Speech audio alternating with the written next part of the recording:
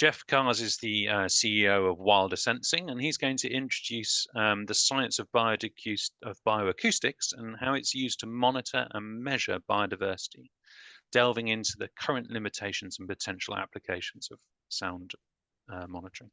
He's going to explore how sound has been used to identify species, along with recent innovations, and together with scalable approaches for long and short-term monitoring. Geoff. Thank you very much, Dan. Yes, Geoff Cars. My background is I was originally a geologist. I was a bird ringer, a trustee of Wildlife Trust, River Trust, as well as a technologist in work, and I've worked for IBM and Oracle, sort of technology companies. Now, this is the first of 3 webinars. This is very much an entry-level presentation talking about sound much more generally. The second and third ones, which will be in September and November, will get much more into the technical aspects. During lockdown 2.5 years ago, I was perplexed as to why do we have such problems with biodiversity in the UK, and how difficult it was to measure how it's changing. We're dealing with some very complex systems here. And I was talking to someone from Amazon, the company that is, who said, look, if with carbon credits, the data's not particularly good, people don't have confidence in it, therefore it's limiting the investment in carbon offsetting globally. The UK is one of the better ones.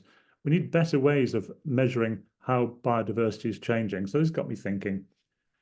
To cut a long story short, we have a multidisciplinary team. Our CTO's got a PhD in astrophysics, brings a completely different perspective than I do, or we've got people in the company who've got maths backgrounds, all kinds of backgrounds. And we're looking at this issue from perhaps a different perspective. Sound is obviously something which nearly everybody has. It's easy to understand. And I was looking around for a way of measuring biodiversity which is easy to use, easy to understand, it's low cost, and it's auditable.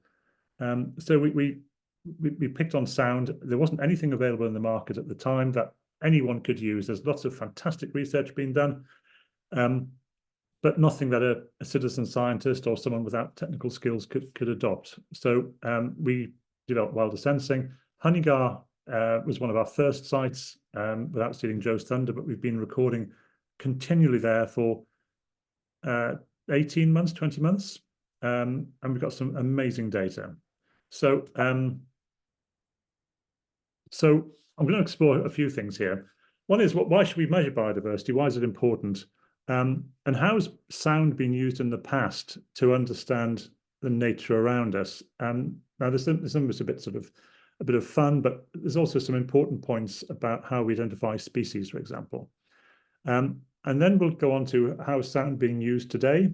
We've got emerging technologies, which AI, machine learning, which is what Wilder Sensing is based on. And then explore a bit about how does it work in practice. How do practitioners using it to explore and quantify the changes to biodiversity. And then I want to explore some of the issues about using bioacoustics. I make this clear from the start. Bioacoustics is another tool in the kit bag.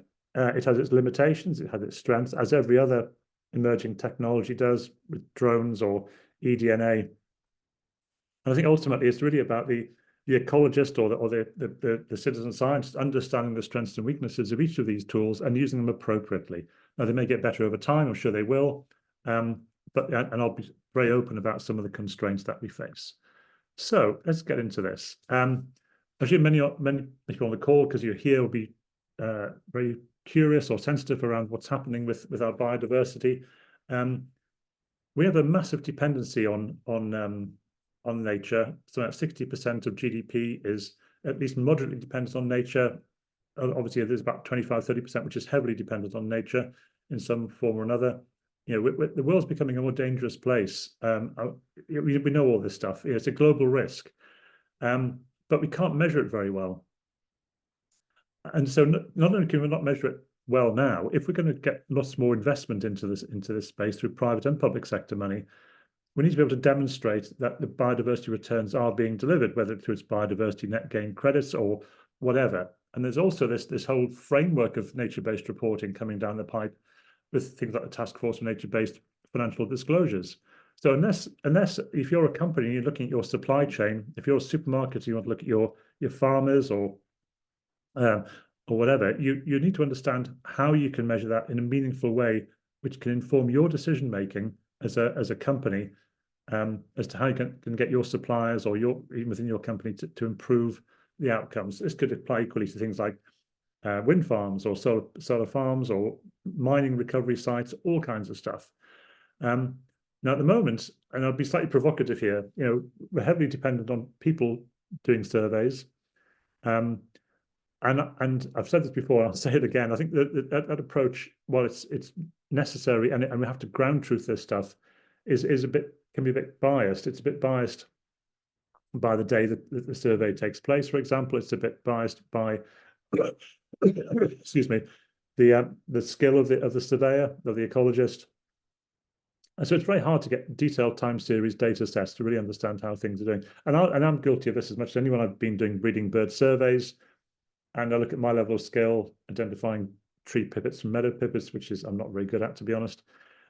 So we need a much more consistent way and low-cost way of doing it, but it needs the ecologist or the knowledgeable people at the center of it. Now, in Europe, especially Western Europe, where we're heavily degraded in terms of our ecological index, and that's something we need to think about as how we mitigate some of these issues. So once we start to dig into this, there are so many ways when we start to think about using sound. It's a resource or an asset we have that we don't really use enough. As Dan suggested, there's many different things that make sound. The obvious things: birds, bats. We can't hear many bats. I've seen research done on identifying individual species of mosquito by the sound they make. It's being used with pollinators, for example. Soil is a fascinating area. It's rapidly emerging as a subject. Mammals is another one. Water voles. And recently, I've been involved with a project outside wilder sensing. It's something called the Somerset Eel Recovery Project, which you should see on Countryfile in a couple of weeks' time. And we've been recording eels. Can we identify eels consistently just by having a hydrophone in the water? And we have other things to contend with. We have other sound: rain, wind, engines, people, all kinds of stuff. I'll give you a few anecdotes. So, for example, at one site, we started picking up corncrake, and thought, wow, this is really cool. It was only there for a few hours. Maybe it's a passage migrant. And when you start listening to the recording, it's actually heavy rain hitting an electricity pylon right next to the recorder, which is really disappointing. But I could understand why the machine learning interpreted it that way. The other thing we get asked a lot is how does different frequency of sound travel and how distinct is it? So sounds, lower frequency sounds like excuse me, engines, for example, can mask lower frequency sounds, nature-based sounds. So we have to be careful about the position the recorders are put in, and obviously high frequency sounds can be more distinctive, so we might be over recording high frequency sound. We also get sounds which are very similar. We have things like nightjars. Someone played me a recording, and it sounds like a nightjar, and it was actually a mole cricket. I'll touch on a bit later about some of these issues we get, not just between species, but dialects within birds as well. And some species don't make much noise. We did a project on long-eared owls. Not only are they really hard to find in the field, they're really hard to identify from the sound as well, because they make quite quiet calls. We have considerations with bats, different types of recorders for recording higher frequency sounds. And what can we record with? While the sensing, we work with any recorder. We love the guys at Wildlife Acoustics, of course, but people are using things like audio moths, and as we get into other things like water, there'll be other types of recorders that will be used. We're picking up things like we're exploring things like triangulation as to whether we can identify abundance much better than just frequency. And how accurate is it? We're going to explore that a little bit. When the machine learning runs across a file, every record is assigned a probability or a confidence. So say we had a robin, it was 83% certain it was a robin, and that's almost an analogy with the way humans work. I think that was a robin. and how far away we can record. There's been a fair bit of work done on this with some guidelines that have been published. It's a very subjective response to that, which I'll come on to a bit later on. But before we get into anything else, I just want to talk a little bit about the history of how we as humans have used sound. Sound and nature has been a really important capability that we've had for time immemorial. It's used as protection. If you hear alarm calls, you think there's a predator around. Finding food, honey guides in Africa is a classic case. Understanding seasons, swifts and cuckoos arrive and depart. That gets heavily ensconced into the mysteries and the stories about in communities. Things like the raven has a much more of a historical place in our society about what it means. But it also means if we need common names, we need a common way of describing things. Most of the early bird names were based on the sound they call, is onomatopoeic names like chiff chaff, cuckoo, kookaburra, chickadees in the US, morepork in New Zealand, and in some cases they're extended from our common names today, like chaffinch, is stemmed from the original word for a finch. A fink was the original name for any finch, and hence it's been now widely used for many different types of finches. And it was a combination of chaff and fink, chaffinch.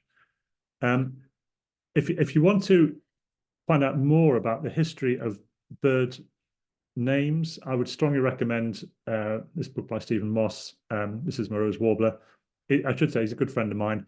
It's a fascinating book about the history of birds and bird names and how we got them from all around the world, wrapped up in our social history in different countries.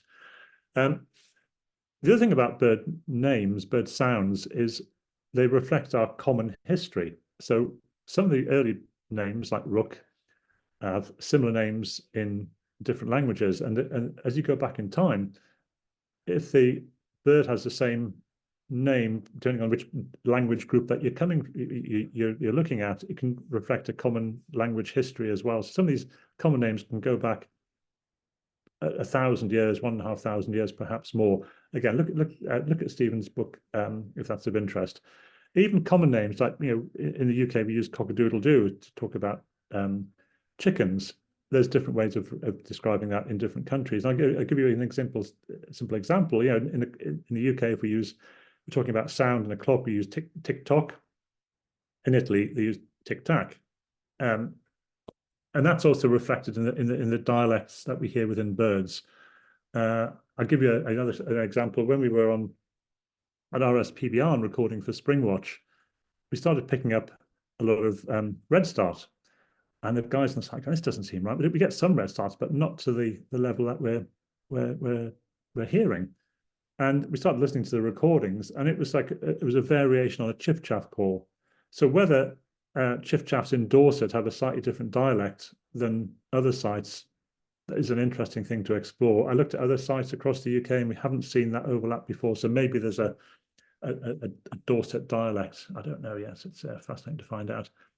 And the other thing before I move on to the science bit, is bird songs have been historically used widely in music and poetry. It's such an important sense. I think there's probably a link going in the chat about many classic recordings and many classic symphonies, for example, using sound as an integral part of what they do. And in poetry, John Clare, amongst many of course, and the more recent example, The Lark Ascending, Vaughan Williams, a phenomenal piece of work. And it's interesting, birds' sounds in language go right back to the start of time. And one of the first recordings in medieval English is about a song illustrated in this early text here. And it's "Summer is coming, the cuckoo sings loudly" for a 13th century song.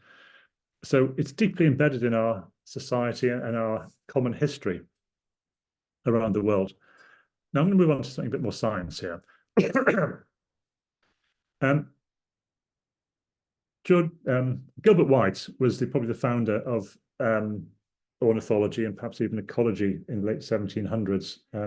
Natural History of Selborne was his really important work that he wrote. He was a naturalist. He was a reverend, bit of a polymath, keen observer of nature. And he was the one who distinguished between these three types of leaf warbler. So these little archetype of little brown jobs, which if you look at them from a distance, they're quite hard to distinguish, especially if you, as in their days, they didn't have binoculars. But he worked out there was three different species here: the willow warbler, the wood warbler, and the chiffchaff. And those three images on the screen are sonograms, they're images of the sound patterns that these three species make. Now, curiously, to try and work out the physical differences between these species, he or one of his guys would shoot these things. I can't imagine shooting a willow warbler, or it's going to leave much behind. But that's what he would do to try and distinguish the physical characteristics versus the sound. The other thing, by the way, and I only found this out yesterday, Gilbert White is credited with the first person to put an X on a letter, meaning a kiss. So his legacy survived, perhaps in a way he never thought of and we didn't appreciate. So understanding species by using sound is really, really important. It can give us a level of granularity that is hard to do just by observation. It also means that we can start to understand species consistently and accurately, perhaps when there's not many skilled people who could do that. I have it's no more than a pub theory yet, which says that some of the rare warblers are perhaps more common than we might think. It's only because there are so few people can identify them that they're rare. So it becomes like a self-fulfilling prophecy analogy. So that's one thing I think we'll find out in time as we dig into the more rare species. So how do we do it? How do we automate the use of sound? Now, I'm talking particularly about birds here. It's a thing that we're very much focused on at Wilder Sensing. And there are other, I'm sure many of you professional ecologists will use different models for bats, and we're exploring grasshoppers and eels and all kinds of things. But a lot of it's based on having a good data set to start with, understanding what does a chiffchaff sound, what does it, what are its variability, what different calls, it's got contact calls, it's got alarm calls, it's got. Now with the rise of artificial intelligence, and I'll be specific here, we're talking about machine learning specifically in this context. This gives it the ability to create a model or a definition of a chiffchaff or a golden oriole or whatever it might be by feeding in hundreds of calls. We'll be looking into this in a lot more detail in future webinars. Well, the two examples I'd refer you to today, and I'm sure many of you are already using it, are Merlin and BirdNET. These are both apps you can get free of charge on your smartphone. And I use Merlin all the time. I think it's an amazing tool. Just walk around and, it has its problems. It has its issues, and I'll be talking about those a bit later on. But the net benefit of things like Merlin and BirdNET is phenomenal. It's got a lot more people interested in the environment and building their confidence in recognizing bird sounds in particular. And it's providing massive data sets for research. So what we have to do is for a species, build a data set, maybe 500 recordings of the natural variability of that species. It's always quite difficult if you've got birds with a broad range, maybe a broad range of calls, to try and get the natural variability into that model. Once the model's been built, and I think BirdNET has something like 6,000 species now, which is getting well towards the total number of birds species, about 10,500, many of which are pretty scarce to say the least. We use that model, and we can take an hour-long audio file from a recorder, and it takes us about 30 seconds to process it. And we can generate hundreds and hundreds of records. But each time you get a result, it assigns a probability of it being correct, a confidence level I'll be talking about in a second. So, with the right infrastructure, we can analyze years of audio in a few hours. I'll come on to some of the implications of that in terms of energy, etc., a bit later on. But more simply, how it works is we get a recorder, you install it, I'll be talking about it a bit later on. The files get uploaded, and then we process them using artificial intelligence or machine learning specifically. that generates hundreds of records. Now, most models, if you've got something like BirdNET, 6,500 species, at that stage, it doesn't know where the recording's been made. It has no context. So it thinks in this 3-second clip it's just looked at, it could, if it sounds more like a macaw or an emu or whatever, it'll generate a record with a probability. Then you have to apply a filter. Filters are really important because that has a massive impact, especially on the more less common, more underreported species. By default, things like BirdNet use eBird, so you need latitude, longitude, and time of year. And that will filter out all the spurious stuff, or most of the spurious stuff. But it can also filter out some of the unusual or underreported stuff. One example could be if you're working in woodland areas, is woodcock. Now, woodcock is a relatively scarce breeder in the UK now, but it's supplemented by massive influxes of woodcock in the winter from Scandinavia. So it goes from a population of sort of 50,000 pairs, and we probably get 1.5 million arriving in the winter. So if you're recording in the winter, then you may well have lots of records from things like eBird already submitted. Therefore, you pass the filter. If you're in the summer, then and you find woodcock, it would probably fail the filter test because it's likely that woodcock hadn't been recorded within that area. There's a whole subject, we'll perhaps go into that next time as to how we mitigate some of these risks. So basically, these records, we'll get 1 million records a year on a site, and there's many ways we can represent this. It becomes a massive data set. It goes into a data lake, we put all kinds of analytics, and this is the image on the right-hand side. It's just an example saying on this particular site, you've got 1.2 million records, and that's the distribution by species, the frequency of record by species. There's a lot more stuff. If you watch the Springwatch stuff, they'll talk about that in more detail. So one recorder in a lowland site, which is really diverse, will produce about 250,000 records per year. About 1.3 terabytes of audio. If you're recording 24/7, that's not always necessary. There's a whole topic we can go into around how you configure these things, the recorders to optimize battery life in particular. And then there's many use cases we can talk to about this, whether it was long-term or short-term monitoring, and it really comes back to what you're trying to achieve from monitoring. Now, this particular example is just looking at species richness. So we had on Springwatch at RSPBR, we have 6 recorders running, courtesy of Wildlife Acoustics. And you can see consistently R1 gets a species richness, which is perhaps twice that of other sites, particularly R5. But if you look at the site, R1 is next to the clay pits site. It's not open to the public, but it's a fantastic sort of mid-sized lake at the side of Poole Harbour. So we're picking up species there from water birds, as well as the stuff in the oak trees nearby. So a really rich, diverse site where we're getting 50 odd species per day being picked up. In contrast with R5 was in quite dense planted woodland, and it was quite dank, quite dark, with a pond in the middle, which was actually from a bomb that was dropped in the Second World War. So we're picking up some water-based species, things like water rail, moorhen, that kind of stuff. But predominantly the assemblage there was things like firecrest and goshawk.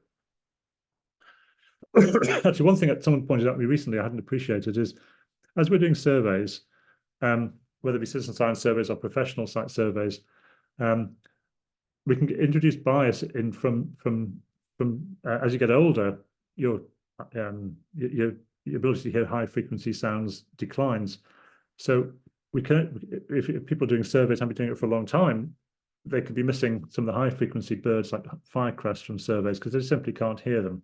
That's another bias that can get brought into surveys. So typically, we're working on sites where there's species which are quite scarce, like a skylark, and we found that 98% of skylark calls were heard on one recorder, suggesting there's quite a fragile population of skylarks on that site, and they needed to manage sites adjacent to that to improve the population of skylark, which is a red listed species. So there's lots of ways we can start to use this data. So if you've got 1 million records in your data set, we can start to ask fundamentally different questions. This is an example. This happens to be from Honeygar. These are the 4 recorders from Honeygar, and this is just a clip from a screenshot. Now some of these species are very habitat specific. If you look at the Chetty's warbler there, we've got nearly 18,000 records from that particular site, which is a grungy, overgrown drainage channel, and that's exactly what you'd expect. But even within that, we're finding new behaviors of Chetty's warbler. So we're finding that they, in April and May, their call rate goes up massively at 3 or 4 o'clock in the morning before dawn. So that's what you expect to some extent. We're seeing, again, massive difference with coal tit, but even species you might think would be fairly ubiquitous across the site, fairly evenly spread, things like chaffinch or chiffchaff. Again, massive variation. And so I used to be a bird ringer, and I walk around the site, and I think I don't understand why this variability is so marked. I mean, things like bullfinches have a massive variability. But this can inform, like the example with skylarks, how you might manage a site to attract particular species. It'll also help you understand as you start to lose species. There was an example, I believe, from the RSPB at Hope Farm, who published a paper a few years ago. They planted trees in hedgerows, which is generally a good thing to do. But over 15, 20 years of their site surveys, they found they were losing the yellowhammers because the yellowhammers didn't like the higher habitat. It was great for greenfinches and linnets, but it was less good for the yellowhammers. So when we start to understand how these changes are taking place, it can inform better site management, better site decisions. So how does it work in practice? So this is Kate from Ethos Environmental Planning in Bath, who was putting one of the live acoustic recorders. So the way it works in practice is quite straightforward. You design the survey for the site. You're saying, what are we trying to achieve here? It could be a passive outcome that you're seeking without stealing Joe's thunder. There's a lot of water levels being raised at Honeygar. They're going to get more wading birds, for example. Ultimately, are they going to get some of the wading birds breeding again, the snipe and the lapwing, etc. So on a low intervention site, we can start to understand how the habitat manager is changing the bird population. Which habitats do you want to look at? Which sites? How long are you going to record for? We have lots of people using it for short-term surveys, a couple of weeks, and then also long-term surveys where they're doing it year in, year out to understand the changes. And it's quite important if you start to overlay climate data. For example, if you're recording and you suddenly see a massive drop in your species richness or your call rate or certain species disappearing, and it's been -10 for 2 weeks, I think you can judge the implication. There's a causal link with very difficult climate conditions. Then define a management plan. How are we going to manage these recorders? Most recorders today have SD cards in them, so you have to go and collect them. I think there's some starting to come out that have connections through 4G if you've got access to that network. But typically they involve walking around the site and picking these things up. It could be weekly, it could be monthly, depending on which recorders you buy. Could be longer. Do you buy the appropriate recorders depending on how you're going to manage the site, and budgets, of course, is really important here. And you configure and install them. Configure them might be just a simple case of making sure the frequency is right, the recording pattern's right. It could be recording every hour for an hour, 10 minutes per hour, around dawn and dusk, whatever the survey strategy defines. And then you manage the recorders. We have one wonderful volunteer at Honeygar who goes out every week, and it's really good for his health to do this, to go and change the batteries, and he's making a good contribution. It's a great contribution to getting a really robust data set. And then there's reviewing the results. And Joe perhaps will be talking a bit about that. But I want to unpack some of the constraints here, because this is not a perfect technology, far from it.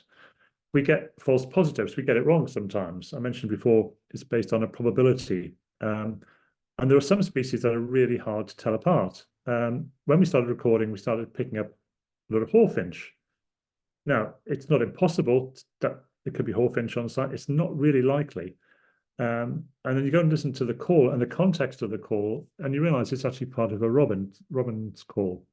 So if you go onto sites like Xenocanto and listen to these recordings, you realize it's an easy thing to get mixed up.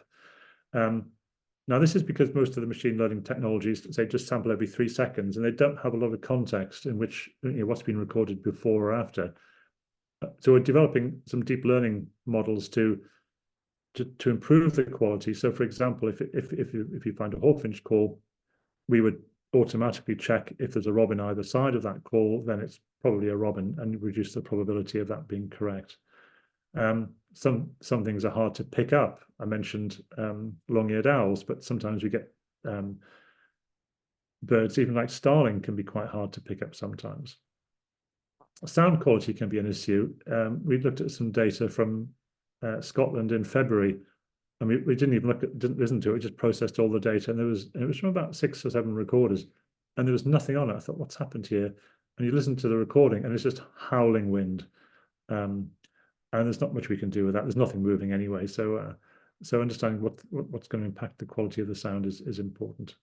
By default, we report the frequency of calls, which is not the same as abundance. If we had 50 robin calls in an hour, we couldn't tell you with any authenticity whether that was 50 robins or 1 robin.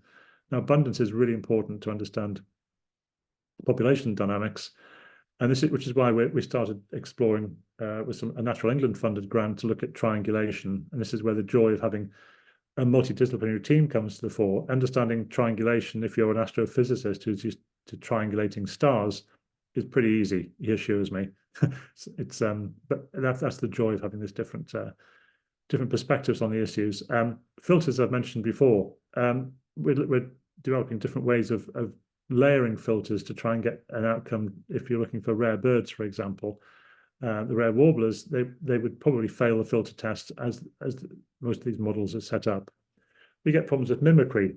On one particular site, we're picking up barn owl calls during the day, and one of the local birders said, there's a jay here that mimics a barn owl. And the other thing is site survey versus passive recording. Myself and an ecologist from Atkins Realis presented a paper at the Chartered Institute of Ecology and Environmental Management last year exploring this. Now, but both of these have real value and both of them have limitations. Site surveys, absolutely crucial. You need things to be ground truth, and you will find species that don't make a sound, whether it be insects or mammals or whatever. But you'd also find birds that don't vocalize very much. But site surveying has one major implication. It disturbs the birds that are there. And there was a really interesting paper written on capercaillie, where they were doing passive recording on a capercaillie lek in Scotland, and then occasionally visiting the site. And the days people visited the site, the call rate on the lek dropped significantly. So any physical presence was disturbing their behavior. Having said that, passive recording, I say we don't pick up everything, but with things like passive recording, when we have probably, I dread to think, how many hours of audio that we have in our libraries now. The beauty of audio recording is if we get better models, better algorithms, better machine learning models in 2, 3, 4 years' time, we can go back and reprocess all those files and make them more accurate based on our better understanding. It could be different call types or different species, whatever it might be. You could have bring in new models for taxa like grasshoppers or whatever. And the other thing we get asked about from time to time is about, well, isn't this going to consume an awful lot of energy and water? And it's an interesting point. We need to be cognizant of this. But what I would say is, the cost of doing a site survey by the time you've driven to site, spent a day there and come back, especially if you're a professional ecologist, where you could be traveling a fair way. You could be there's a work-life balance issue as well. I mean, I know professional ecologists who've got families find this quite difficult, understandably. The energy consumption, things like BirdNET, they build the model once and then deploy it, and anyone can use BirdNET either on their phone or deploy it onto their laptop. So the energy consumption's, I would say, pretty modest. And in the overall scheme of things, the amount of energy we consume as a technology, I'd say I'll use Amazon Web Services as a back end, in comparison to other sectors. It could be websites, it could be consumer companies, supermarkets, banks, is absolutely negligible. So I'd argue, I think with a lot of conviction, that the net impact of what we do is very, it contributes to an awful lot of the science of biodiversity and understanding of biodiversity. If you buy recorders that have got lithium batteries in them, for example, that will reduce the environmental impact as well. So it's an important thing, and we are cognizant of it, and we do minimize our impact wherever we can. So I'll leave you with two questions. This is ahead of the webinars later in the year. Currently, we define a habitat based on the plants. It's an oak woodland or it's a meadow or whatever it might be. We're getting more and more data to show that actually we can define a habitat based on the bird assemblage, and that bird assemblage can be defined to a more granular level than perhaps the plant assemblage can be. So, and that's combined with the second point is, does the bird assemblage change faster than the plant assemblage? So can we use the bird assemblage to be a better indicator of how the habitats or landscape's changing? Obviously, birds may be dependent on plants being there to feed, but you may get birds moving through a site earlier on as they explore emerging habitats. So you can look at this as a maturity model, if you like, as our kind of tree planting or whatever moving in the right direction, and then you can start to compare sites to say, well, you managed a site in a particular way and it had a higher impact on, say, the farmland bird index than this other site. What's the difference? Why are we seeing different results, and therefore work out what's better practice. The bird assemblage may change perhaps faster when habitats are declining. I do a breeding bird survey on the Quantox, and the Quantox has got this wonderful temperate oak rainforest, beautiful coombs of oak trees with the archetypal woodland bird assemblage of pied flycatcher, wood warbler, red starts at the edge, lesser spotted woodpecker. And the years I've been doing it, the bird population has significantly declined. It looks exactly the same, but the bird population of those target species has declined. We think the breeding success has declined because there's less caterpillars. We see pied flycatchers feeding on the ground, for example, rather than up in the trees. So there's something going on there, which the bird population can tell you more about much more quickly than by just looking at the plants. I'm sure I've mentioned it a million times already. We were on Springwatch. It was a fantastic experience. We recorded with 6 recorders for 6 weeks. We got about 430,000 species level records on, and we found a species that they didn't know they had there. I won't tell you what it is. You have to watch Springwatch episode 11. We've got lots of case studies. We've got lots of examples of how it's being used. We've got many sites, not just in the UK, but in Europe and North and South America, where this technology is being used. So please do contact us if you're interested. I think at that point, I'm going to stop, as I think